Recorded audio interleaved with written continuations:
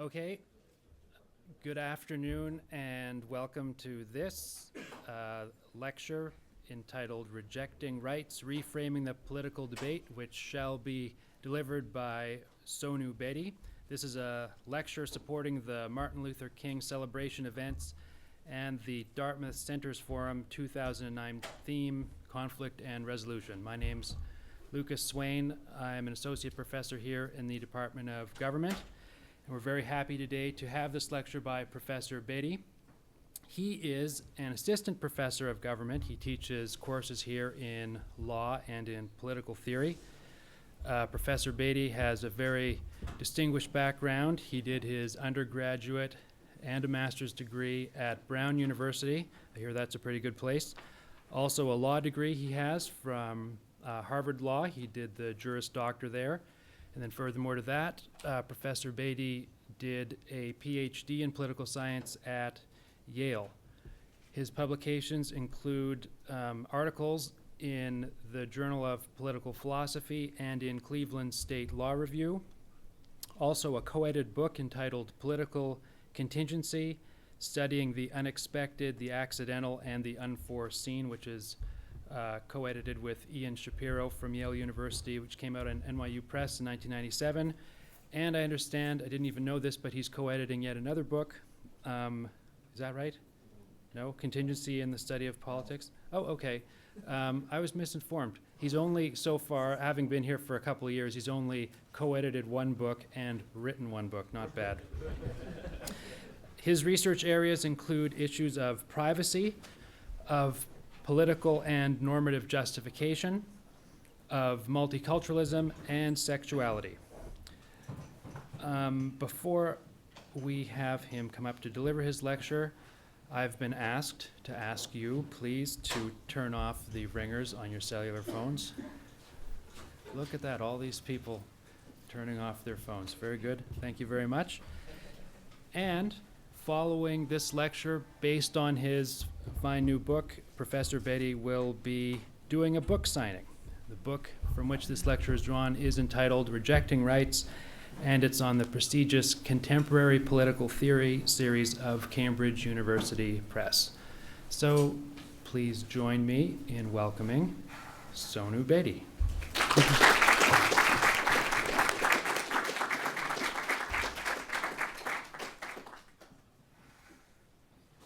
Okay, great. Can everyone hear me now? Thank you, Professor Swain. Thanks, Luke. Luke and I see other friendly colleagues here in the department. I would not have been able to finish the book without their support. In particular, Luke has suffered through every single thing I've written. I've sent to him, and he reads every single thing I've written. So, poor guy, but I appreciate that. I want to also thank Sadhana Hall, Judy Fothergill. Sadhana's not here, Judy's up there for selecting me and sort of putting this together as part of the Martin Luther King Jr. Celebration. I think this is at the tail end of it. I also want to thank Chris Wolforth. I believe that she also had a hand in making this happen. Okay, so let's get started. It may seem ironic, probably more than a bit provocative, to deliver a lecture on rejecting rights as part of a college-wide celebration of Martin Luther King Jr.'s struggle for liberty. After all, how is it that I seek to downplay the language of rights, reject them, after all, given that this lecture is part of a series on civil rights? That irony is, as I hope to show, only skin deep. The framework I propose today better seeks to fulfill our commitments to liberty and democracy. I argue that the language of rights not only fails to realize genuine liberty, but also needlessly frustrates democratic deliberation. We need to reframe the debate, reframe how we view limited government. Imagine a polity passes the following law. Blondes are forbidden from marrying redheads.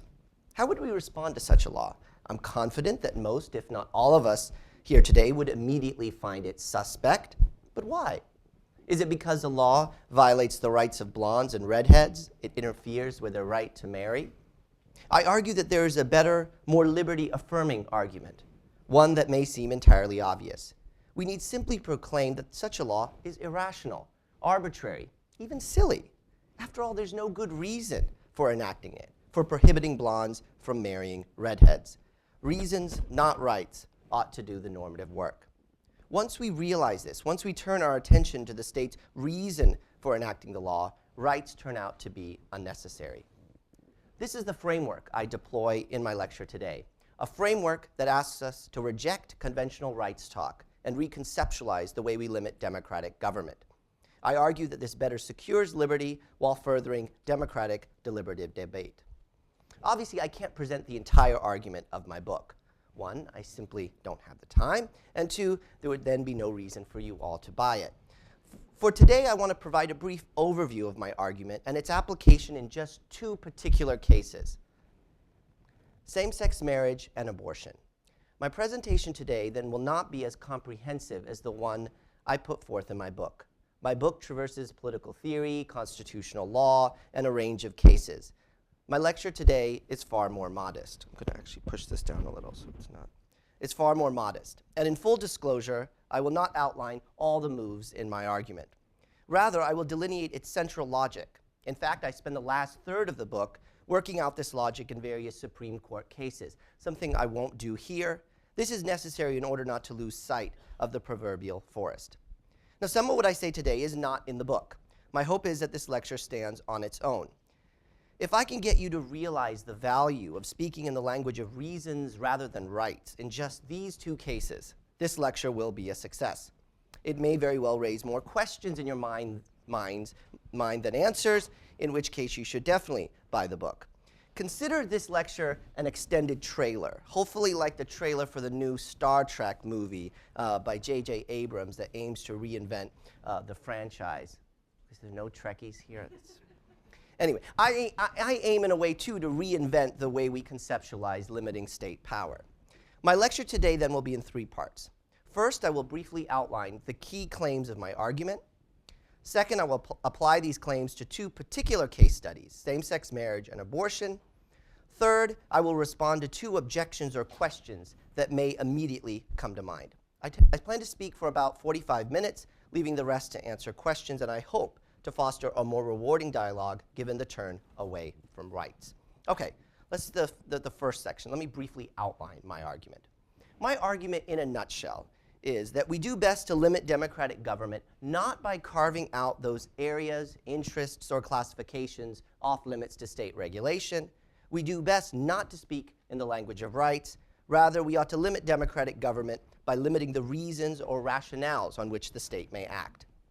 Any account of limited government must fulfill and balance two competing values: democracy as a matter of self-government, and liberty as a matter of restraining government.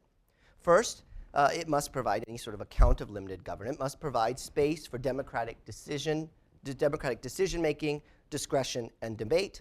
It must permit the democratic polity to pass a wide range of laws. It must value democracy. Second, an account of limited government must ensure genuine liberty. It must appropriately thwart majority tyranny.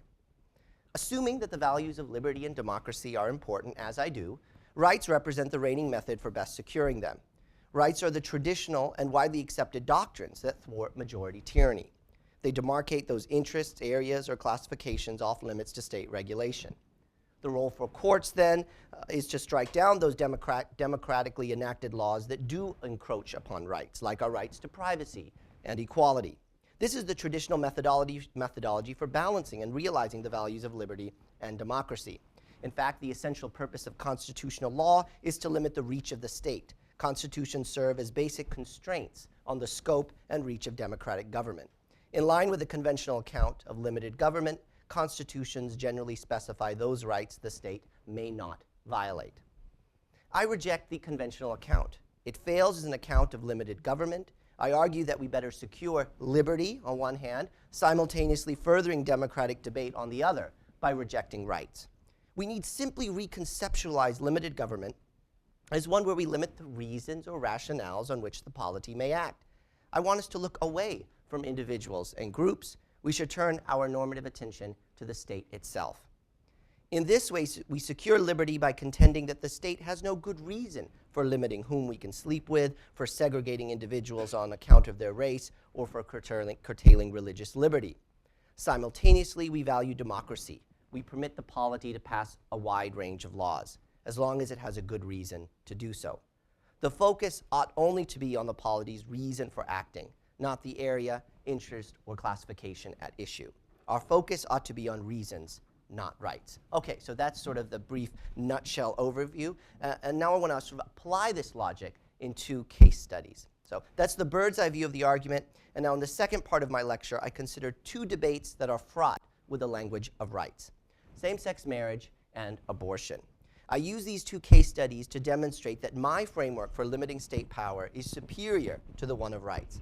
First, in considering the debate over same-sex marriage, I show that turning away from rights and towards the state's reason for acting better secures liberty. Second, in considering the abortion debate, I show that this turn away from rights furthers democratic deliberation. Let's first consider same-sex marriage, an issue that is currently in the headlines as the paradigmatic struggle for civil rights. And in fact, I believe just last week, I was unfortunately out of town, there was a debate by the political union here where there was an Episcopal bishop and someone, I believe, from a conservative think tank that debated this very issue. Okay, so same-sex marriage. Now, the initial question is, why is a prohibition on same-sex marriage illegitimate?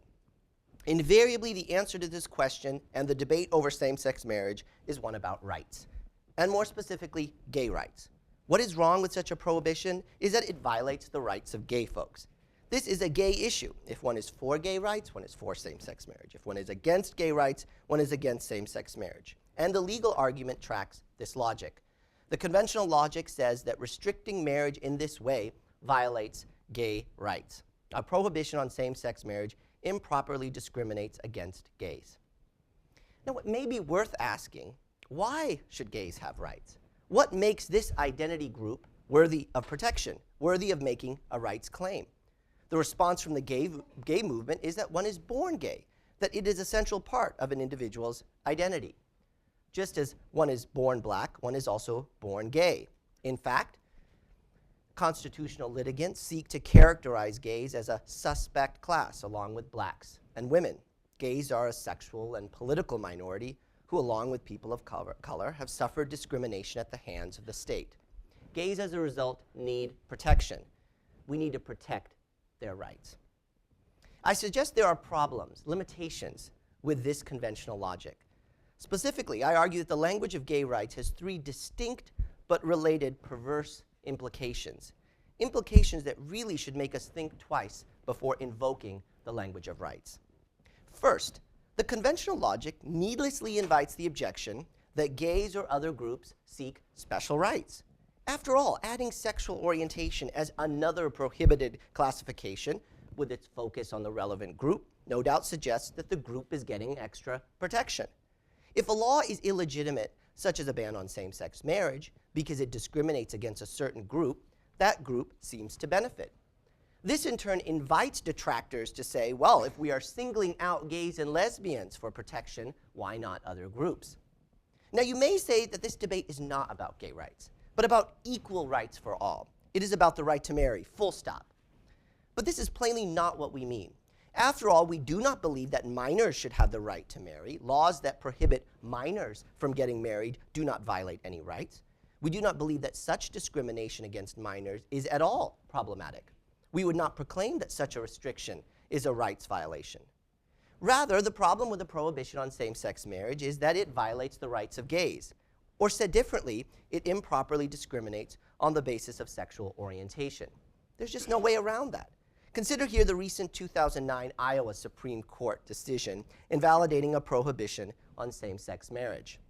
The Iowa court reasons that, quote, the benefit denied by the marriage statute, the status of civil marriage for same-sex couples, is so closely correlated with being homosexual as to make it apparent that the law is targeted at gay and lesbian people as a class, end quote.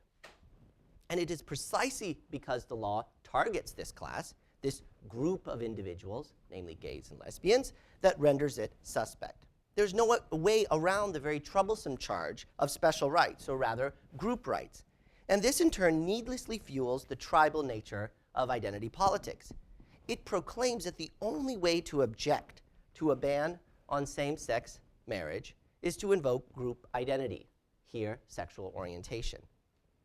Second, in so championing gay rights, this gay identity, the gay movement, invariably characterizes being gay as an immutable characteristic.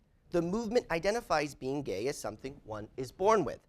Like its race counterpart, we cannot help but be gay or straight. This is why gays adopt the locution, this is crucial, of sexual orientation, not sexual preference. A preference implies choice, while orientation does not. Consider here Dartmouth's own non-discrimination policy that prohibits discrimination on grounds of, quote, sexual orientation. The policy does not include sexual preference. According to the conventional logic, it is precisely because we are born gay that it is problematic for the state to discriminate against us. Being gay is an essential component of one's identity. Consider the recent 2008 California Supreme Court decision invalidating that state's prohibition on same-sex marriage. The court reasons there, quote, because a person's sexual orientation is so integral an aspect of one's identity, it is not appropriate to require a person to repudiate or change his or her sexual orientation in order to avoid discriminatory treatment, end quote. The conventional argument for same-sex marriage invariably contends it is unfair for the state to ask gays and lesbians to change whom they are attracted to. And it is precisely this unfairness that gays deploy to challenge the prohibition on same-sex marriage. In turn, the pathology of rights needlessly fuels the continuing nature-nurture debate. It constantly proclaims that this is part of a person's nature. It is who we are, not what we have chosen to be. But, and here's the rub, why need I proclaim that I'm born gay? What if I, God forbid, chose to be gay? What if I've weighed the pros and cons and decided, you know, I just prefer men instead of women? What would we then think of same-sex marriage and gay rights? Would the notion of gay rights even make sense? Is it okay for Dartmouth to discriminate against me simply because I adopt the locution of sexual preference, contending that my attraction to men is just that, a mere preference? Why does being gay have to be so central to my identity in order for me to challenge a prohibition on same-sex marriage? What if I consider my attraction to men to be on par with preferring chocolate over vanilla ice cream? In that case, would it be fair to ask me to give up being attracted to men, as the California Supreme Court perversely implies? By constantly suggesting that being gay is not a choice, that it must be so central to one's identity, we end up stigmatizing, and I would say even infantilizing, the gay condition. We imply that if this were something you would choose or could choose, who in their right mind would choose it? Likewise, the conventional logic implies that if being gay were just a mere preference, on par with preferring chocolate over vanilla ice cream, it would be unproblematic to ban same-sex marriage. After all, just as one could give up chocolate ice cream, one could give up being attracted to folks of the same sex. The language of rights forces the gay movement to proclaim that being gay is a fundamental rather than a contingent aspect of our identity. In turn, I suggest that the language of gay rights is a language of sympathy, pity, and mere tolerance. It is precisely because gays cannot help who they are. They cannot help that they're attracted to people of the same sex, that the state must be careful not to discriminate against them. The language of rights is thereby limiting. It does not go far enough in securing individual liberty. Third, invariably, gays must make the case for same-sex marriage. Consider how the debate is framed. Either you are for same-sex marriage or against it. This means that gays have to claim that they are equal to straights. They have the burden to show that they are good enough, worthy enough, and dare I say, normal enough to be part of the institution of marriage. The onus is on the identity group to say, hey, we are just as good as you. Let us in. This requires that gays be on the offensive. This is how the language of rights works. After all, if gays want their rights vindicated, they need to proclaim why they deserve it. This already places them in a subordinate position, a position where they have the burden of proof. I suggest that these three perverse implications run the risk of disempowering gay individuals rather than empowering them. And this is contra the movie Milk, which I actually thought was quite good, but there was a very strong defense of gay rights. By invoking the locution of gay rights, we must view gay identity as something we did not choose. We must bear the normative burden of making a case for inclusion into marriage, and we must suffer from the charge of special rights. The language of rights does not go nearly far enough in securing genuine liberty. What is the better way to frame the same-sex marriage debate? Why is a prohibition on same-sex marriage illegitimate? We need simply argue that the state has no good reason for saying folks of one sex may not marry folks of the same sex. A prohibition on same-sex marriage is illegitimate not because it violates rights, rather it is illegitimate because the state has no good reason for restricting marriage in this way. Reasons rather than rights ought to do the work. Consider again a law that banned marriages between redheads and blondes. I'm certain all of us would immediately say that such a law is arbitrary, even silly. There's no good reason for limiting marriage in that way. We need simply deploy the same argument in the context of same-sex marriage. Or consider a law that banned marriages between those who prefer chocolate ice cream and those who prefer vanilla ice cream. This kind of law clearly discriminates against someone's mere preference. Though there may be some die-hard chocolate ice cream lovers in this room, we would all agree that preferring one kind of food to another is generally not an integral aspect of one's identity. Does that mean, according to the logic of the California Supreme Court, it is unproblematic to ban marriages between chocolate and vanilla ice cream lovers? I would hope not. I think we would all realize that such a prohibition, like the one that banned marriages between redheads and blondes, is patently arbitrary. There's simply no good reason for the state to limit marriage in this way. And this is precisely the same kind of argument we ought to make in the context of same-sex marriage. That is, the state has no good reason to limit marriage to opposite-sex couples. Doing so is just as arbitrary as limiting marriage to certain ice cream lovers or people with a certain color of hair. The baggage of rights and their attendant focus on the identity-forming nature of gay identity is simply unnecessary. Reasons, not rights, can and ought to do the normative work. While there may be good reason for excluding minors from marrying, for instance, they may not be old enough to consent, there is no good reason for excluding same-sex couples. Once we turn away from the language of rights and towards the state's reason for limiting marriage, we avoid the disempowering implications of rights. We better secure liberty. First, no longer is this simply a gay issue. No longer is the prohibition on same-sex marriage about gay rights, or anyone's rights for that matter. There is no worry about the specter of special rights or group rights, because we are not making claims on behalf of a particular identity group. Rather, we are merely pointing out that the state has no good reason to limit marriage in this way. We avoid the oppressive language of tribal politics. Second, it doesn't matter whether one is born gay, chooses to be gay, a mixture of the two, or none of the above. It doesn't matter if being gay is crucial to a person's identity or not. Now, I'm certainly not saying that being gay ought to be seen as a mere preference on par with liking chocolate or vanilla ice cream. I'm also not saying that being gay is an irrelevant part of an individual's social identity. Rather, we should leave individuals to decide how to view or understand their identity. Forcing them to do so in a particular way by championing gay rights constrains individuality rather than empowering it. Because our attention is entirely on the state's reason for limiting marriage to opposite-sex couples, we need not engage in the dicey nature-nurture debate or claim that being gay is so fundamental to a person's identity. The appeal to identity rights is unnecessary to deem a prohibition on same-sex marriage illegitimate. This move champions individual liberty rather than constrains it. Third, gays under this framework of reasons rather than rights do not carry the onus of making the case for same-sex marriage. Rather, the state has the burden of proffering a reason for limiting marriage to opposite-sex couples. In turning to reasons, we rightly place the state on the hot seat rather than a particular identity group. And once we turn our attention to the state's reason for acting, and this is the crucial part, we realize that the rationales for limiting marriage in this way are circular, plainly religious, or put forth in bad faith. After all, it seems circular to justify a prohibition on same-sex marriage on grounds of tradition. And this is exactly what is often done. The argument goes as follows. Since marriage has historically been limited to opposite-sex couples, we should keep it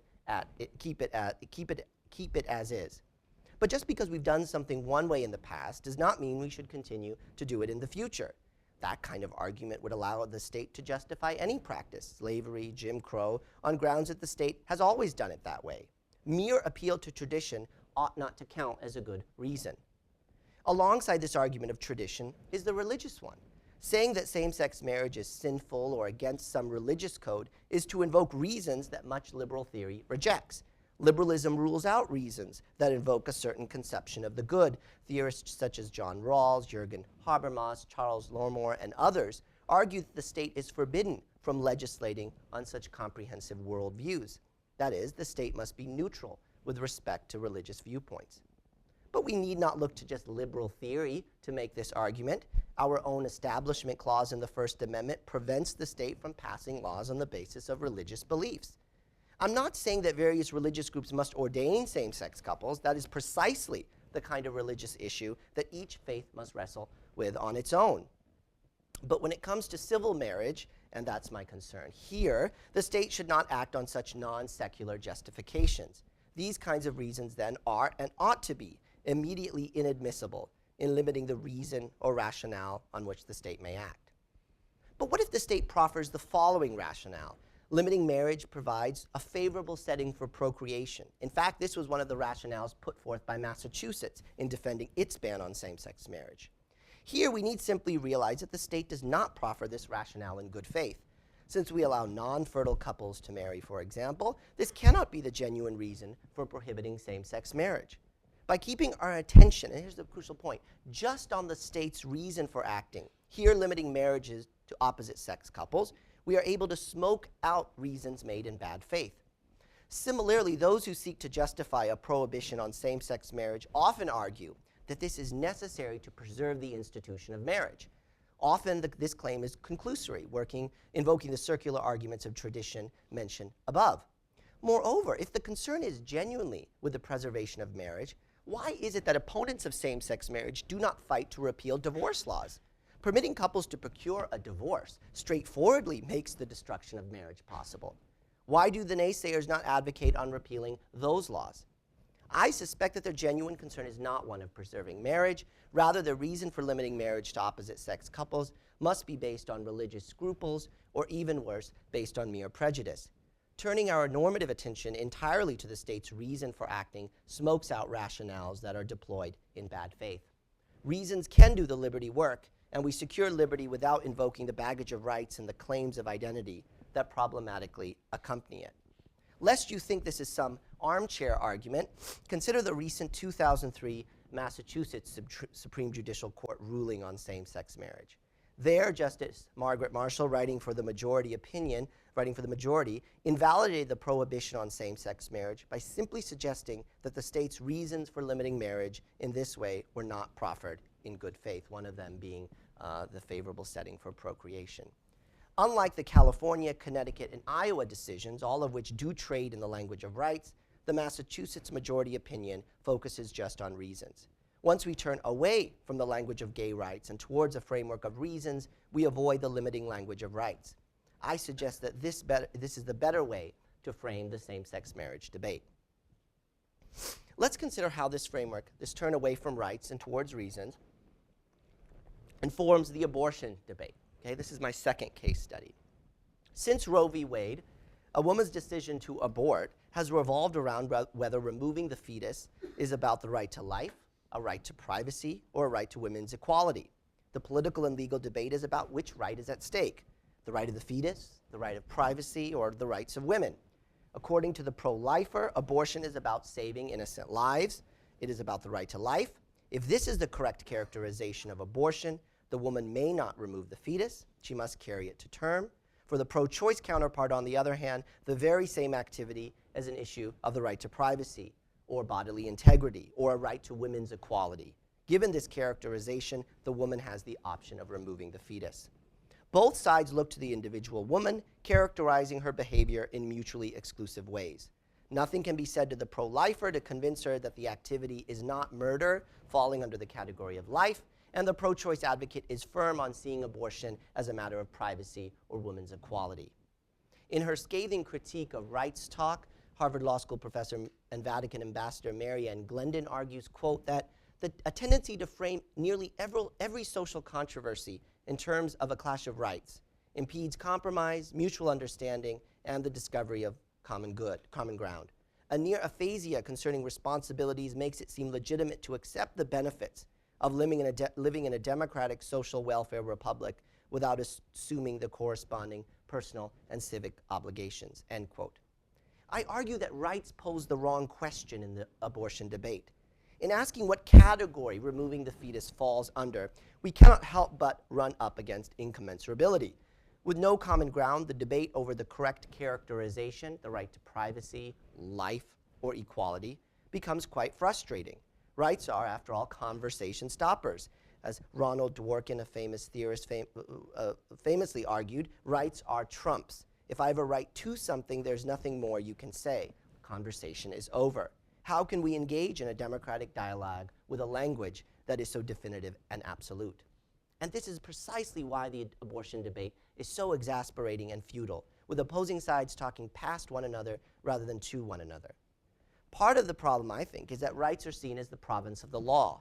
They are legal constructs that require special training in constitutional law. All too often, we resign the abortion issue to courts, placing our faith in their hands. Who else can adjudicate and decide upon this right? Paradoxically, seeing the abortion debate as one of rights problematically takes us out of it, relegating the decision to courts.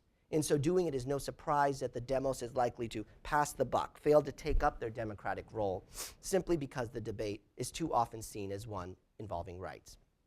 Take the two most extreme opposing positions in the abortion controversy.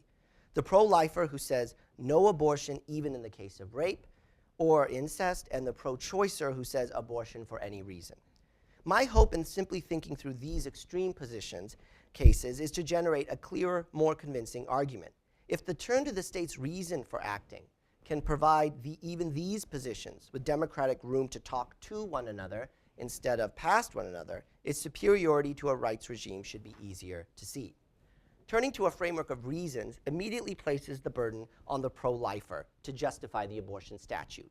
With no such statute, a woman would be able to abort. The pro-lifer must profess a reason for a law against abortion. The pro-lifer would no doubt say that an abortion law seeks to save the life of the fetus, to protect it. After all, many pro-life advocates see the fetus as a person. No matter how the woman got pregnant, be it by rape, incest, or consensual sex, the innocent life in her must be saved from harm, or so the pro-lifer contends. As a result, the state passes a law outlawing abortion. At first glance, this seems like a good reason to pass a law against abortion. The rationale for such a law is, after all, to prevent harm to the fetus. Such a law ensures that a woman carry a fetus to term. But in deploying my framework for limiting government, we must ascertain whether the state proffers this reason in good faith. As in the same-sex marriage context, the state's reason may turn out to be a mere pretext. Imagine then the following hypothetical made famous by Judith Thompson. I'm sure many students will recall this example because I use it in class. Imagine you wake up one day attached by a tube to a famous violinist. The violinist needs your kidneys for a certain period of time in order to survive. Suppose the violinist will most certainly die if the tube is removed, just as the fetus will die if it is removed from its mother. What would the pro-lifer say you ought to do in this situation? If the pro-lifer truly cares about making sure that women bring a fetus to term, shouldn't she also care about making sure that you stay attached to the violinist? Shouldn't she advocate for a law that makes it a crime to detach yourself from the violinist? Said differently, if we prohibit abortion, we may also have to pass a law requiring that the tube to the violinist not be removed. Doing anything else would seem arbitrary. Why? If the state has decided to compel the mother to carry the fetus to term, the pro-life position, the state has no good reason not to compel others in similar situations to help as well. And the specious distinction between killing and letting die will not save the pro-life position. After all, in performing an abortion, imagine the doctor cuts the umbilical cord, thereby letting the fetus die. Would this then be a case of letting die and therefore perfectly acceptable? Put provocatively, if the pro-lifer considers cutting the umbilical cord an act of killing the fetus, it must consider removing the tube to the violinist an act of killing the violinist. After all, if the pro-lifer imposes the burden of carrying the fetus on the pregnant woman who is raped, she should compel you to stay attached to the violinist. But American law does not generally require such compelled Samaritanism. If the rationale behind passing a law against abortion is to ensure that someone sustain a life even against her will, why is this obligation only visited upon women? Why does the woman kill the fetus when she fails to sustain it, but I don't kill the violinist or any such individual by failing to help? Only by rejecting the distracting doctrines of rights and this is the crucial move I'm making, can we appreciate the force of this charge. If the state decides to save lives by forcing women to do so for 9 months, it seems odd not to require anyone else to do the same. Imagine a law that required only redheads to save lives but not others. I think we would immediately see that this kind of law is arbitrary. There's no good reason to single out redheads but not others. So why are we singling out women but not others? Even the response that the pro-lifer cares about harm to innocent life, not just any life, is unpersuasive. Suppose I happen to come across a drowning child in a lake who, through no fault of her own, finds herself in this predicament. Imagine someone else threw her in. Imagine further that to save her, I need only get my pants wet. If the pro-lifer cares about saving the fetus by forcing the mother to carry it to term, she must care about the harm to the child, a child who can only be saved by forcing the bystander to help. We can imagine a scenario where the violinist is innocent as well. Since a law against abortion effectively conscripts a woman's body to save life, the state must so conscript others. Otherwise, the rationale cannot be one of saving life. It's being deployed in bad faith. But the current state of American law repudiates such forced Good Samaritan duties. It flatly rejects such conscription. According to tort law, quote, the fact that an actor realizes that action on his part is necessary for another's aid or protection does not itself impose upon him a duty to take such action, end quote. Moreover, the majority of states in the United States fail to legally compel this kind of aid. In other words, failing to help the drowning child, killing her, is not a crime in most places. Said differently, the law does not generally require that I help others in critical need. Yet the current abortion debate in the United States entirely ignores the issue of compelled aid or forced Samaritanism. I suspect if it did, perhaps the pro-life position would seem unpalatable, even to those who currently advocate it. Instead, pro-life supporters only seem to care about visiting this burden of 9 months of Samaritanism on pregnant women. They do not challenge the current state of the law that it explicitly neglects to compel aid. Their concern is only about pregnant women, about the health of fetuses, not the health of others. There is no reason why we cannot have laws compelling aid or help. Perhaps the pro-lifer will respond that the focus on pregnant women but not others is sound because pregnant women are the only ones who can save the fetus. Whereas others can save the child in the lake, the woman is the sole possible Good Samaritan. Thus, it makes sense to visit the burden on her and not others.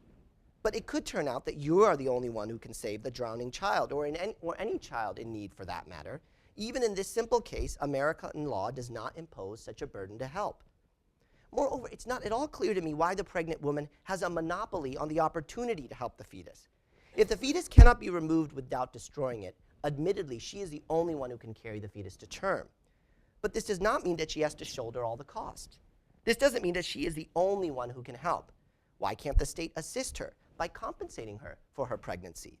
Or why can't the man who impregnated the woman be liable for such damages in an effort to mitigate or alleviate the woman's burden?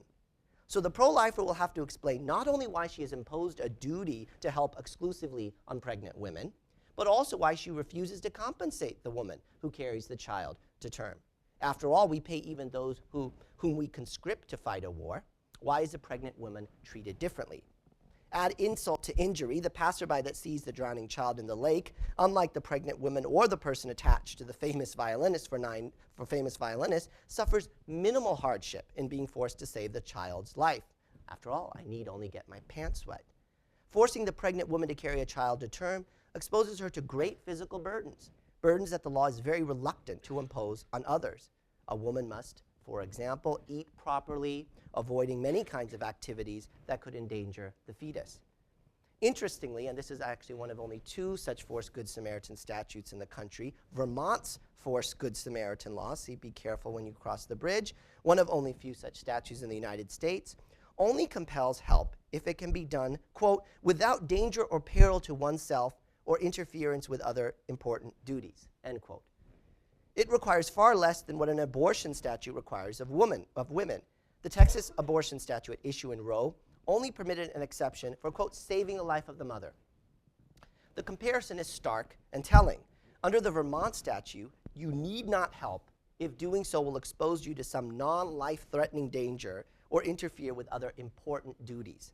The abortion statute, though, requires the pregnant woman to carry the fetus to term for 9 months unless doing so threatens her very life. While there may even be disagreement over whether the fetus is a person, there's no doubt that the innocent drowning child is one. In fact, the penalty for violating the Vermont statute for failing to help is, does anyone want to take a gander?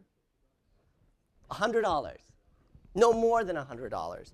Contrastingly, the statute overturned in Roe doled out a prison sentence of 2 to 5 years for anyone helping a woman procure an abortion.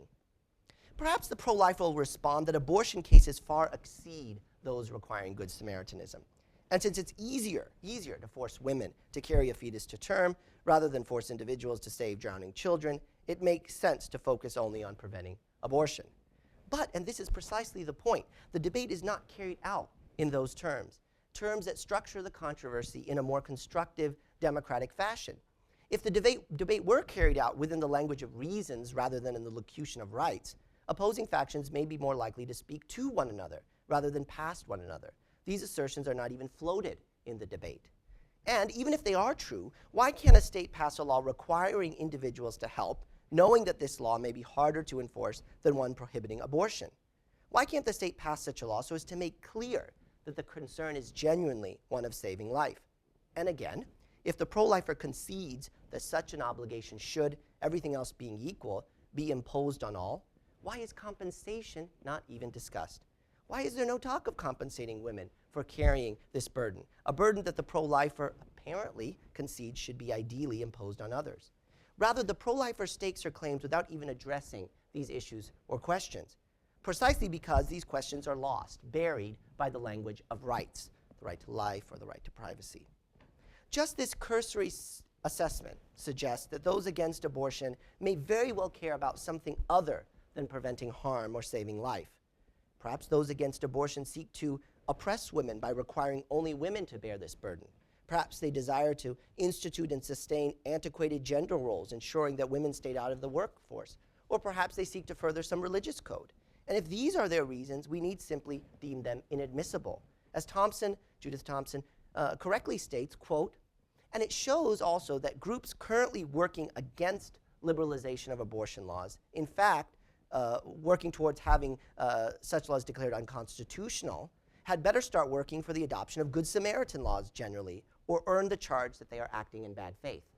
This charge of bad faith arises because the current abortion debate is not concerned about forced Samaritanism.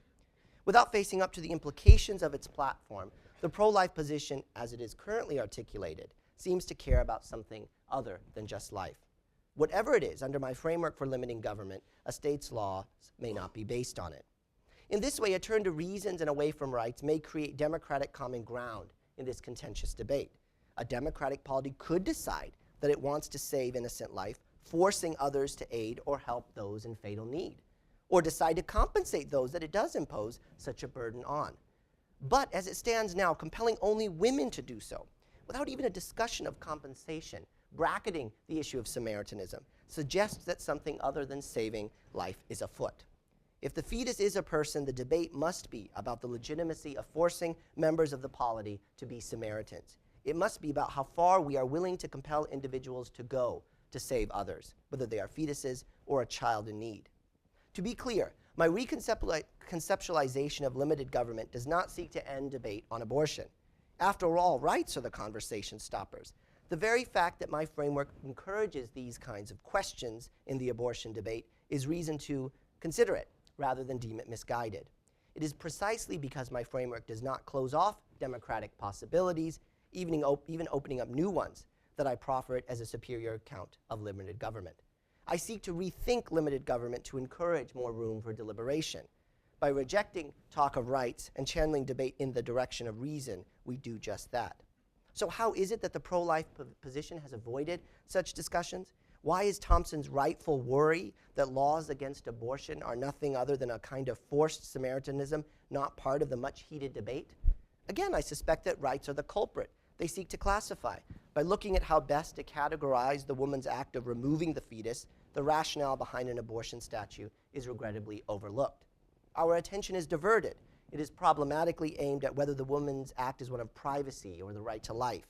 Only by rejecting rights and turning to reasons are we able to make sure that the pro-lifers fess up to the implications of their position. talk of rights can more easily mask illegitimate rationales.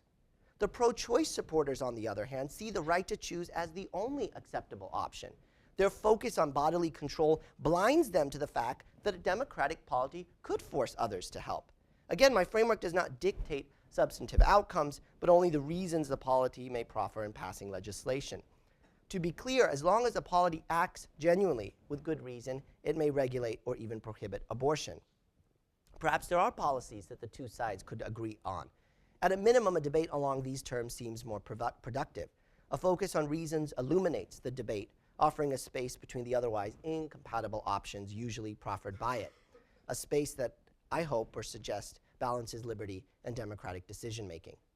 There's certainly much more to be said on the abortion issue. For example, there are some pro-lifers who make exceptions for women who are raped. But then, can these individuals still claim that a law against abortion with such exception seeks to save innocent fetuses? Or does it seek to prevent harm to the woman? An important difference given the turn to reasons. My discussion here then is no way exhaustive. It highlights a normative framework that the current debate and its focus on rights have preemptively cut off. Finally, in the last part of this lecture, I briefly consider two objections or questions that may have immediately come to mind. First, by turning away from rights and towards reasons, do we not make it easier for a majority to tyrannize? By relinquishing the language of rights, and that's the hard part, right? By relinquishing the language of rights, do I not put our liberty at jeopardy? Isn't this turn to reasons prone to manipulation?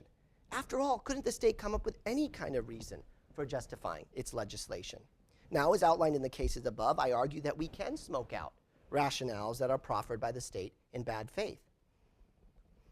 Even still, I can see that my framework is prone to manipulation. But keep in mind, though, that history shows we were not better off with a regime of rights.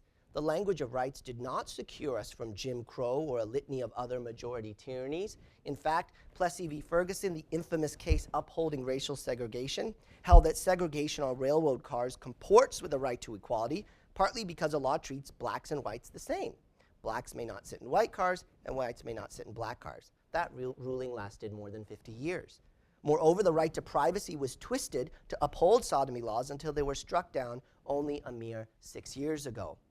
The language of rights is prone to corruption, and I'm not suggesting that my account is thereby immune. But I do think that because a framework of reasons is a more transparent way of limiting government, it may very well be less prone to such manipulation. Second, if my turn to reasons is a superior account of limited democratic government, why haven't we adopted it already? Why are we still stuck within the language of rights? Perhaps this is another affirmation of Louis Hartz's famous contention that Americans are trapped within a liberal consensus. We can't seem to think of limiting state power with anything but the language of rights. I suspect, and this is just a tentative explanation, that this has much to do with the historical rise of democracy. Since national absolutist regimes arose first, to be followed by democracy, the state was initially seen as opposed to the interests of its citizens. Rights were deployed to protect us from the absolutist state.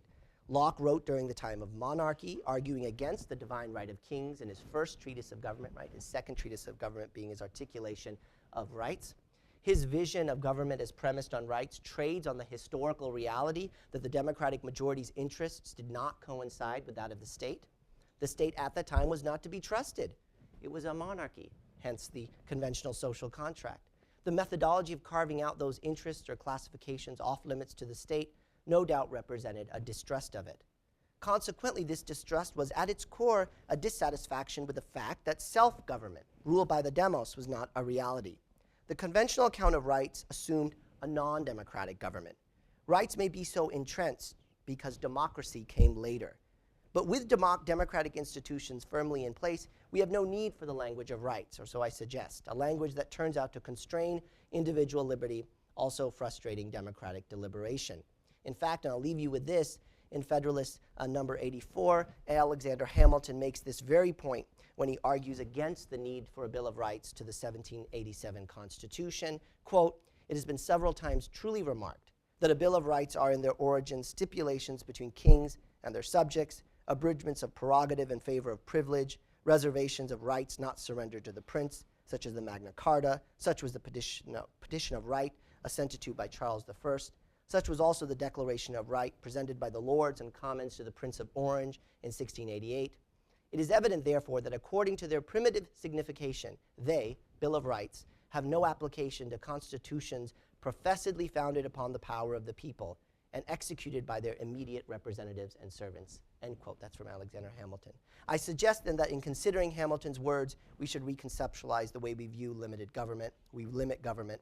Rather than speak in the language of rights, I propose we reframe the debate today by speaking in the language of reason. So with that, I would love to entertain your questions.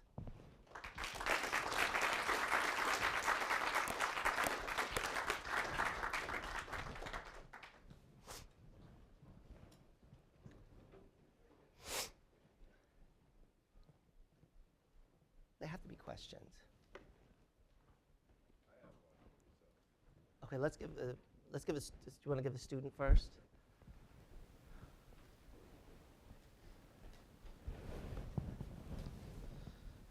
So the only reason that you mentioned for like a particular government policy was that minors shouldn't be able to marry because they don't have the ability to consent or something along those lines. What are like the reasons that you envision? Is there are we going to operate on some sort of like Rawlsian social equation, or like how are we going to determine what is like a good reason for government? Good. That's excellent. And now I spend actually a good portion of the book going back to John Stuart Mill and suggesting that really understanding his idea of the prevention of harm is what's going to count as a good reason. I really didn't get into that today because it could, but you're absolutely right. One other way to look at it is think of what reasons ought not to count. So certainly what ought not to count are reasons that are religious, reasons that are circular, or reasons that are proffered in bad faith. And so, I mean, I'm happy to sort of think through if you think that there's, you know, are you thinking of other restrictions on marriage that you think? I just think there are a lot of different ways, like reasons that you could deploy to say, like, well, if we take away all the money of the richest people and give it to like everyone else, then that's reasonable because it increases the utility of those people. Like, yeah, I think that's reasonable. Yep, I reject the right to property. Didn't mention that here, so I reject the right to property. Yep, I think that would be, yeah. Why not? Right? Shouldn't that be something? I mean, why not? Right. And so, in a way, I would suggest that this debate that, you know, people are like, God forbid, Obama's taxing, you know, or the idea that he's socialist. Let me. Justice Holmes in Lochner v. In Lochner v. New York, it was a famous case, 1905, where the court sort of proclaimed this right to property in contract. Justice Holmes, I believe, in his dissent, said that the Constitution knows no economic theory. It knows no economic theory. It could be socialist, libertarian, capitalist. So that would be I would say, you're sure. Yeah, right.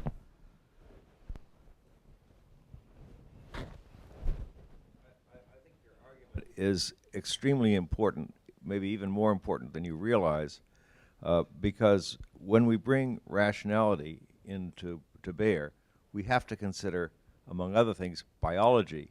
And biology has a lot to do with these issues. We have already, for instance, laws about banning same-sex marriage. But pretty soon, those of you who are here will have to deal with the fact that your genes will be known. And the question is, if you have a set of genes and your wife has a set of genes that produces what's called a homozygote for a disease that's very dangerous, you may really want to have early-term testing leading to abortion. And that kind of thing, or to take another thing on homosexuality, there's now evidence of a gene presupposing males for homosexual behavior, even if there is no such gene for females. These things are going to necessarily enter into the debate. And continuing to discuss rights without reference to this huge change in biology, I think is going to produce a lot more difficulty than we need to confront.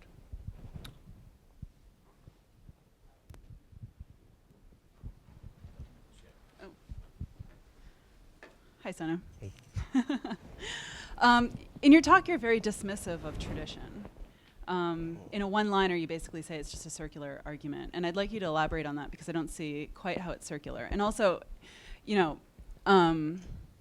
it made me think in a way of Edmund Burke's defense of tradition, right? Yep. He makes a defense of tradition that, you know, has a lot of facets to it, but one of them is that the kind of variegated character of a traditional society doesn't ensure the protection, but it favors the protection of its most vulnerable members.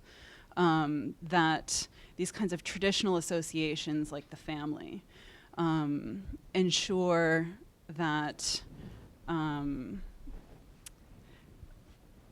weaker members of society are taken care of properly. And whether or not you agree with Burke's politics necessarily, it did make me think that if we think that there's something unreasonable about imposing special burdens on a pregnant woman, because we don't ask Samaritans, right, to shoulder those burdens, and why is that? And it suggests that we're smoking something out there, right?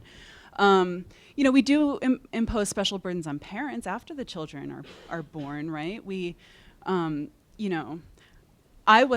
just had a baby, so, I didn't think of terminating my pregnancy when I was pregnant, but boy, now that he's around, he's a real pain in the butt. And so now the burdens are really felt for me. And they're like right now I have to leave after I ask this question because I have to go home and feed him. And isn't that inconvenient for me?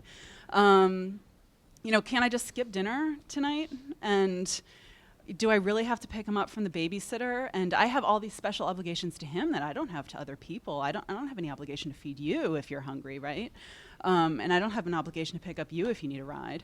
But he's this week, he's 3 months old. So, I have a special obligation to him that seems very similar to the kind of obligation I had to him, in a way, structurally, I had to him before he was born. So if there's something kind of unreasonable about that, then shouldn't I be absolved in the same way of having any special obligation to him now as a parent? Yeah, I mean, Does it open up these kinds of... In fact, in that particular instance, your obligations there are ones that you've consented to. I mean, you can give up your child for adoption. In fact, that's often what the argument is made. If you don't want to take care of your child, you can give it to the state. But would it work the other way? If science progressed to such a point that at 5 months pregnant, I could, or let's say 3 months pregnant, tiny little thing, right? I'm 3 months pregnant, 12 weeks pregnant, and it's possible scientifically for an operation to be performed where my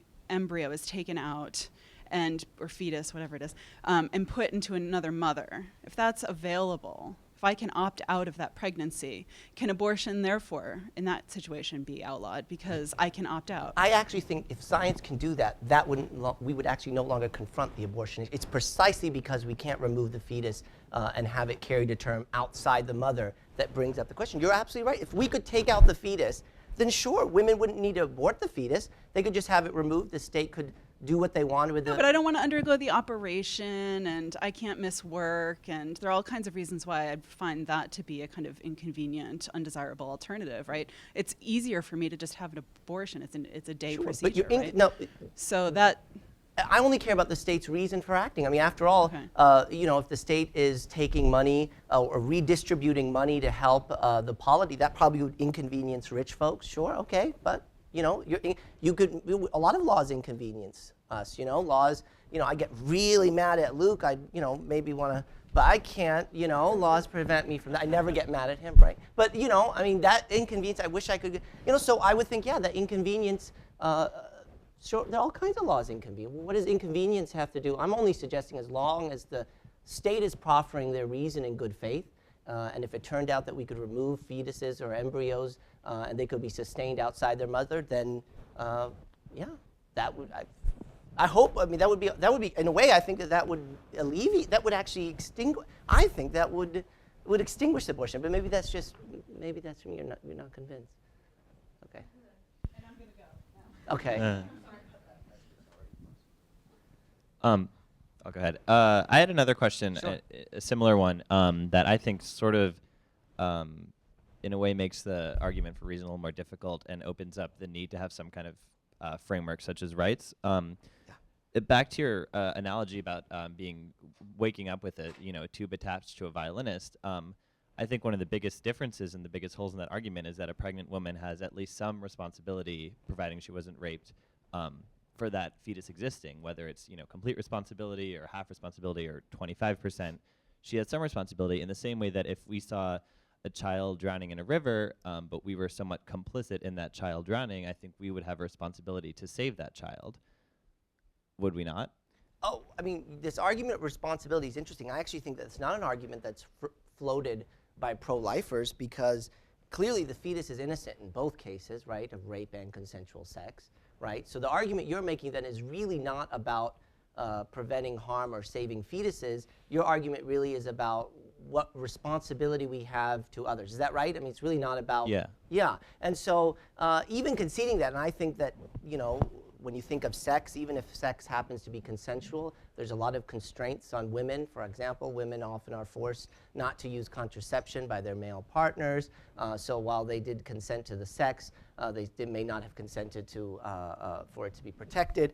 The other point of that is, and I take even sort of assuming, yeah, they're responsible, why should they have to shoulder all the costs? I mean, why can't we say that the husband that impregnated her, who also consented to the sex, shouldn't be liable for damages for her carrying her pregnancy? Lost wages, she has to leave the workforce. So then could you envision the illegalization of abortion, providing that the husband does X amount of things to alleviate the abortion? You know or what? the It would be very fetus? interesting if that were the abortion laws that were being considered. I wonder, do you think, I mean, imagine abortion laws, so we're going to outlaw abortion, but it's going to require that the man that impregnated her have to be subject. We're laughing, right? Because I actually think that people wouldn't be, and why is that, right? And that's sort of what I'm hoping my framework will sort of uncover, right? What's really going on. Okay, yeah, right here we have students up here. I understand your argument as a normative argument, but practically, where do we go from here? I don't know if you talk about it in your book. I haven't read it, but the Supreme Court, their cases are so ingrained in this idea of rights. You read all their, you read all the opinions, and it's so ingrained in fundamental rights and right to privacy and things like that. So where do we go from here? How can we totally reshape it? Do we have to do it gradually, or is where do we have to go? That's an excellent question. I actually do think that the court has moved in this direction. So I spend the last third of the book suggesting that the court has actually rejected the rights to property, religion, and privacy, and that a true reading of the Supreme Court cases doctrinally, they've actually moved in that direction. Now, we have a Bill of Rights. What are we going to do? Maybe amend the Constitution. So you're right that practically. Can we totally see my framework adopted? Sure, maybe amendments to the Constitution, but I do make this argument that the court actually has moved in areas, for example, privacy, which we do think is something that's, precisely because privacy is, as a doctrinal matter, you should know, students in the class, there's nowhere in the Constitution that says there's a right to privacy, right? And so, in fact, that the court has actually moved in the direction of my framework, but I didn't get into that. But that's in the last third of the book. You should check it out from the library or something.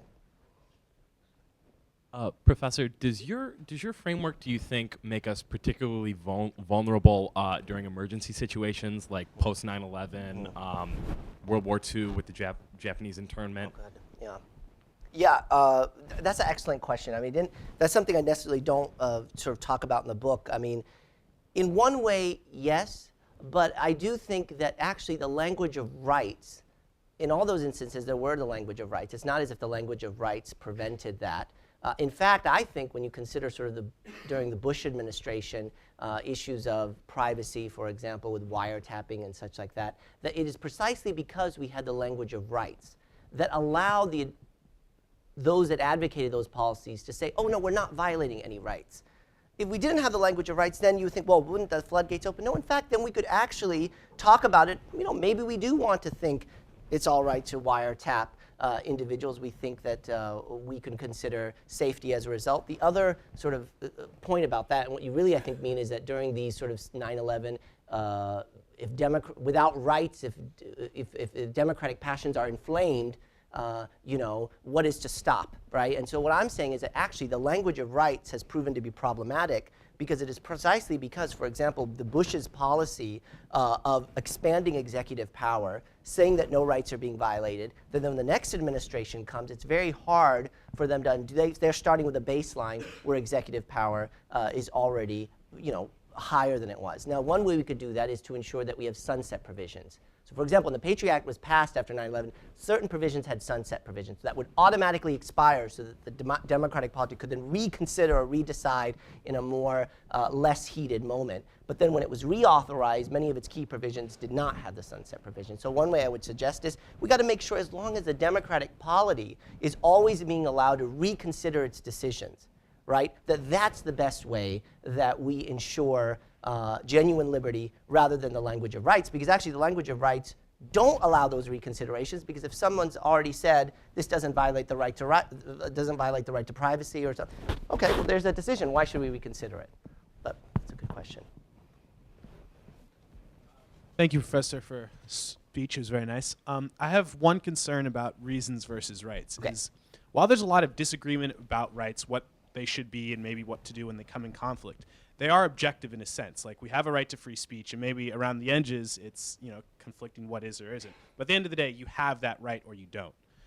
Reasons don't seem to me to have that objective nature. They seem to be very subjective to me. What's a good reason for me may not be a good reason for you.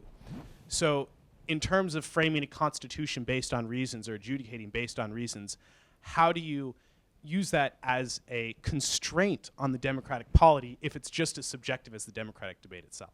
Okay, that's a good question. This goes back to the student's question. I actually do have an objective constraint, and it is this idea. I go back actually to John Stuart Mill and his prevention of harm, and actually the court's language, I'll tell you what the court's language is. The court uses the language of health and safety, suggesting that that's the good reason. And so I work out that actually there is, within the case law, and actually within liberal sort of theory as a normative matter, there is an objective, right? I'm not suggesting, for example, we have an establishment clause, which I think suggests that religious reasons, so if you wanted to, wouldn't be. So I work out what it counts as a good reason far more in the book than I do in the talk, and so it's just a function of constraints. But I mean, that's a good, I hear you. I mean, you're right about that, but I do think that first of all, when you talk about rights being objective, I actually think that it's precisely because that they are considered objective, but they really aren't in application, that they end up being far more prone to manipulation, right? It's precisely because someone can say the right to the right to equality means separate but equal.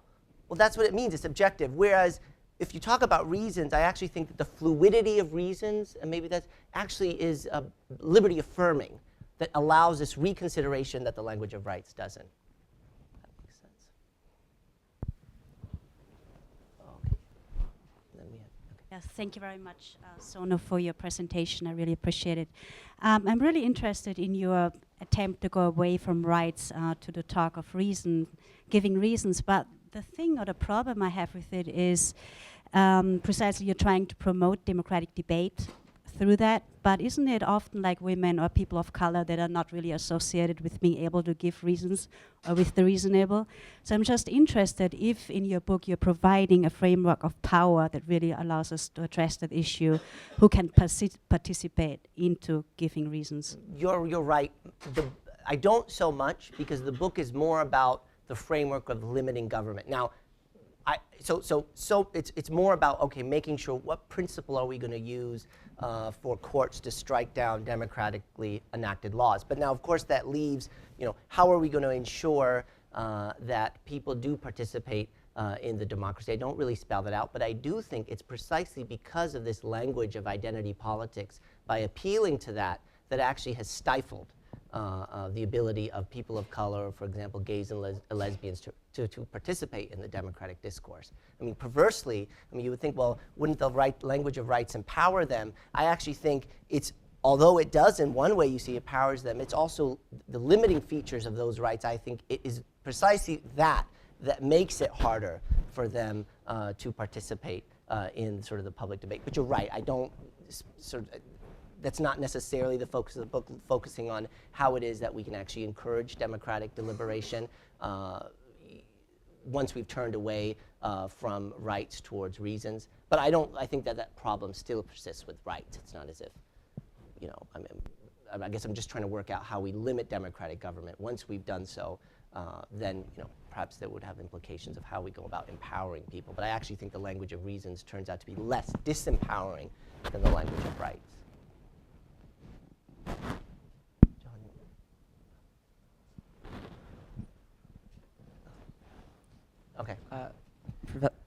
Professor. Yeah. In your main examples, you address cases where your principle would restrict the power of the state, but you don't, for the most part, address examples where your system wouldn't. For example, I can think of cases of prior restraint about freedom of speech or freedom of the press, or not allowing people to marry or procreate because they have the sort of genes that were discussed before that are very harmful to their children. And I was wondering what you would say to problems like that. Oh, you're right. I mean, or you're suggesting areas in which it allows the state to get involved, right? Right. Yeah. And so one is a right to property, for example, that I reject. That would allow the state to come in and regulate the very structure of economic, relations, change the very capitalist structure. Now, in terms of free speech, it's interesting. Free speech is a tricky issue. One, again, because I do assume some sort of notion of democracy. Claudia, this may get back to your question. I do assume some notion of democracy that does require some sort of principle of free speech. But when people talk about the right to free speech, when I'm talking about rights, I'm talking about rights that constrain, that suggest the state may not do certain things if it violates these rights.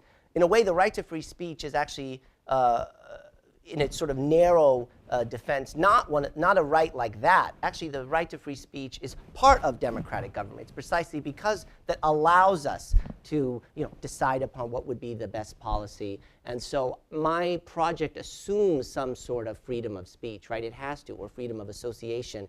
This goes back famously, Alexander Micheljan made a defense of freedom of speech on the basis of democracy, right? So in terms of your free speech example, and I sort of discuss this in the book, the free speech part of it comes in with democracy, right? And so, but in terms of the couples marrying, I think that those may be, that the state may very well decide. I mean, there may be issues that come about where the state would be far more involved, and I think that may be a good thing.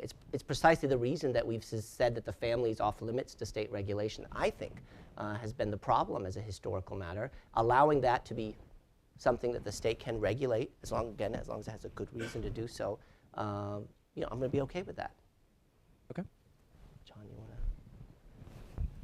to? I want to throw another example Okay. at you and trying to see if I can figure out where the boundaries are Yeah. of what good reasons would be. Yeah. Imagine a scenario where, for law enforcement reasons, the law enforcement agency could give you data up and down about how racial profiling searches based on racial profiles would reduce crime, increase the overall security of a population that they could define. What would reasons, or would that be okay, or what would reasons against that kind of a policy sound like? Yeah, so my response here is twofold. That's actually really good, and it's something that I don't necessarily go so much into the book, but it's actually part of the sort of next project I'm considering. That on the first thing, we'd have to make sure that if the state says we are using, and here you're thinking about, look, race as a proxy, right? If we're using race as a proxy to fetter out crime, we need to make sure that the state is doing it in good faith. So one way to suggest that the state's not doing it in good faith is that if it's only using race, if it's not using other proxies, that may be, so that's one way, but let's say it is. I actually think that this idea of racial profiling, the idea that racial profiling is efficient, in a way trades on, the problem is that I'm not so sure that when people say, look, that there are studies that show race is a proxy, that those studies are flawed, because in the end we could never, that the reason that there are more people of color, more black folks in jail, is precisely because there was, as a historical matter, the criminal justice system had been racist. So here's my sort of hypo that, imagine if we had segregation, instead of Jim Crow, we had segregation based on the first letter of your last name. So you have A through R's and S through Z's. So it turned out that S through Z's had to sit at the back of the bus. They couldn't marry those with A, other, et cetera, et cetera. And then you look on the prisons and you see, wow, there's so many more S through Z's in prison, suggesting then we should profile on the basis of, I have studies that suggest that S through Z's are more likely to commit crime. I actually think that that's problematic. I think there's a big flaw when we talk about racial profiling. The fact that race, or the fact that poverty actually makes it more likely that you're going to commit a crime, I think that there's a fundamental problem there. Crime requires a mens rea. I actually suggest that, to say that studies suggest that, is to say that, well, studies suggest that people with a particular first letter of the last name are more likely to commit crimes. It's just a historical matter that there are more people of color in prisons precisely because there was a time when the criminal justice system was and is perhaps still racist. That's why we have people. It's not about their likelihood to commit crime. But you're right, that's a harder, I don't really work that out. That would be one area in which the language of reasons, right, on one hand would suggest that would be okay, and so would be okay. But what I want to suggest is that very framing of the question is problematic, and so we can talk more. That's a really good question. Something that, but you're right. That's not an easy case. It's certainly not an easy case for me to dispense with. I have other arguments to suggest that racial profiling trades on a fundamental flaw, the very question. But I know that may not address, but otherwise it's right. Yeah. This might be a little bit of an overstatement, but it seems to me that at least in a certain sense, your proposed shift from rights to kind of the reasons assessment has a little bit of an anti-democratic character for the reason that kind of classically adjudicating between legitimate reasons and illegitimate reasons is left under a democratic system to the public as a whole. Whereas you're suggesting that adjudication between legitimate reasons and illegitimate reasons is best placed in kind of the court system and best left up to the court system to decide. Do you think that's a fair characterization? That's a fair characterization, and I'm not. So here's where I'd say that my principle seeks to balance democracy and liberty. You're absolutely right. I mean, so in making sure that I affirm liberty, it means invariably I have to be a bit anti-democratic. But what I'm suggesting is that my framework is less anti-democratic than the framework of rights. But you're absolutely right, it is anti-democratic, and it's striking the balance. And I think the balance is best struck by reasons rather than rights. But you're right, if we only cared about democracy, someone only cared about democracy, they're not going to find the book persuasive. We wouldn't find it persuasive. Yeah. A lot of the examples you focused on and many of the ones we've been speaking about seem to be social rights. I'm wondering if in your book you apply this to political rights as well. If, let's say, someone came along and said that there's no reason for a voting law that limits voting to only people older than 18, that discriminates against 16 and 17-year-olds. Is that something you address in your book at all, political rights? Good, that's excellent. I don't, because again, the only rights I'm concerned about are rights that are claims against state government, suggesting the state government may not do X if you have a right to X. Voting, again, would kind of go with free speech, that's part of democracy. Those aren't rights that are claims against government. Those are that's the presupposition to self-government, right? So I want to make a distinction there that I'm assuming we have a democracy. So, yeah. Oh, Caroline, you had your hand up. After this, one more question. How about that? Yeah. So assuming that your regime is actually taken into account in practice, what role do you see or conceive of for international law, and particularly laws like conventions like the ICCPR, which are based on conceptions of rights, given that those have already been used to sort of prohibit actions by the state in the U.S.? Oh, that's a really good question. So in the end, and here I'm going to say that my proposal is less anti-democratic than rights, that we should leave it up to the individual polity to decide the scope and reach of state government. So for example, I'll give you the Roper v. Simmons, the famous case about the death penalty for minors, right? Scalia makes a dissent there, and generally he's a smart guy. I don't agree with all the things he said, but in that he says the problem was we shouldn't be looking to international sentiments in order to understand the nature of this right, et cetera, et cetera. I would say that since that courts ought not to do it. If the Democratic polity wants to consider international sentiments in deciding the scope and reach of its democratic government, so be it, but courts should not be looking to it. And I think it's precisely the language of rights that invites that move. And I think that move is in ways partly illegitimate, again, because I think it's anti-democratic. I'll give you the last question. You want to? I was just wondering. Make a good one. It's the last one. I was just wondering if you had any sort of any basic fundamental rights, even Rawls himself. I mean, you have a right to life, for example. There could be sort of examples where if, I mean, the state could have a good reason to sort of allow certain citizens to die simply because extreme resources would have to be expended in order for them to survive. Like, what would... You're absolutely right. The short answer is no, and let me tell you why. So imagine, for example, it's a famous scenario in the philosophical literature. Imagine that in order to save 5 dying individuals, we have to remove the organs from five organs from one healthy individual, right? Usually the response to that is that that system would violate some kind of right to life, right to bodily integrity. Since I've rejected rights, how is it that I can respond to that? That is a possibility that a democratic polity can decide to do. It's not a surprise that I don't know of any democratic system that has decided to institute it, precisely because as long as there's a good reason to do it, and it's not that they're just arbitrarily singling out a particular group, right, that democratic folks don't want, ooh, I don't want a law like that, so we'd actually have to pass a law, which we've done, pass a law that says, murder is illegal.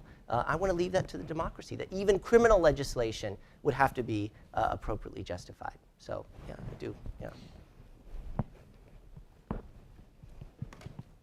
Okay, thank you very much for coming, and please join me in thanking Professor BEDI. Thanks,